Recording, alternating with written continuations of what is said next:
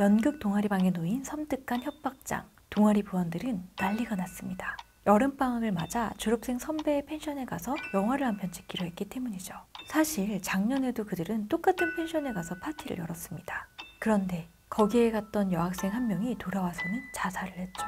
그 이유를 정확히 아는 사람들은 거의 없었고 거기에 있던 사람들도 대부분은 동아리를 떠났습니다. 그런 소문이 도는 자의 협박장이라니 동아리 부원들은 줄지어 취소를 했습니다. 동아리 부장 경태는 입장이 난처해졌습니다. 펜션 주인인 선배는 돈 많은 집안의 아들이었고 그에게 잘 보이면 취업 일자리 한 자리를 얻을 수 있었기 때문입니다. 겉으로는 영화 촬영인 것처럼 얘기했지만 사실은 선배가 데리고 놀 여학생들을 모으기 위한 여행이었죠. 심지어 경태는 작년에 여학생이 자살한 이유가 선배와 사귀다가 매몰차게 버림받아서 자살했음을 알고 있었지만 취업을 위해서는 그런 것도 보이지 않았죠.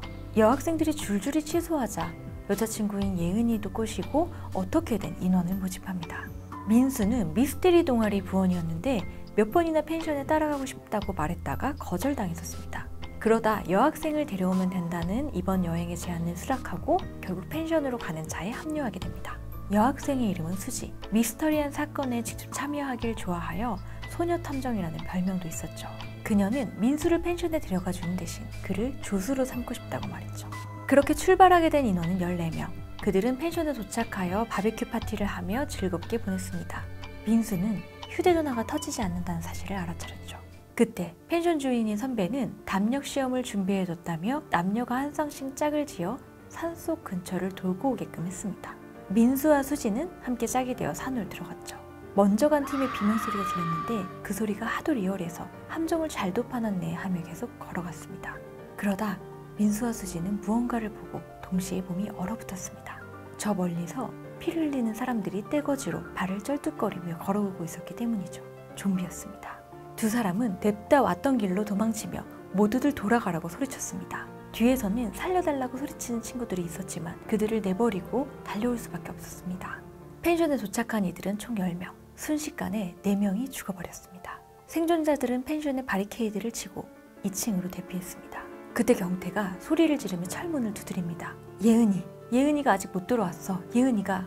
한 명이 경태를 억지로 철문에서 떼어냈지만 경태는 여전히 여자친구 예은을 소리치며 정신을 차리지 못했습니다.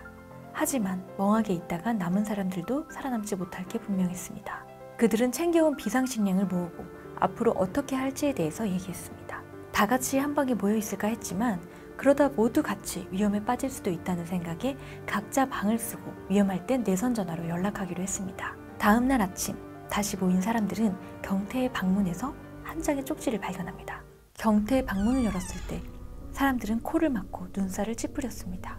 바닥과 천장에 얼룩진 피, 흩어진 살점. 경태는 알아볼 수 없을 정도로 처참한 시체로 발코니에 매달려 있었죠. 분명 좀비의 소행이었습니다. 그때 조용한 성격의 유미가 방을 돌아다니다 메모를 한 장 더 발견합니다. 아까와 똑같은 글씨체. 수지는 진지한 표정으로 말합니다. 시체는 좀비에 물린 것처럼 보이지만 좀비의 지능으로는 이런 글씨를 남길 수가 없죠. 하지만 사람은 우리뿐이고 1층도 단단히 막아뒀으니 이 안에 들어올 수 있는 사람은 없어요. 범인은 이 안에 있어요. 놀러갔다 느닷없는 좀비의 습격으로 펜션에 갇히게 된 생존자들. 한 명이라도 죽으면 손해인 이 상황에서 도대체 누가 고의로 살인을 저지르고 있는 걸까요? 이 안에 범인이 있기는 한 걸까요? 여러분이 범인이 누군지 맞춰주세요. 댓글로 누가 범인인지, 왜 그렇게 생각하는지 이유를 남겨주시면 한 분을 추첨하여 비밀신간 27호를 보내드리도록 하겠습니다. 좋아요, 구독 잊지 않으셨죠? 다음 비밀신간에서 만나요.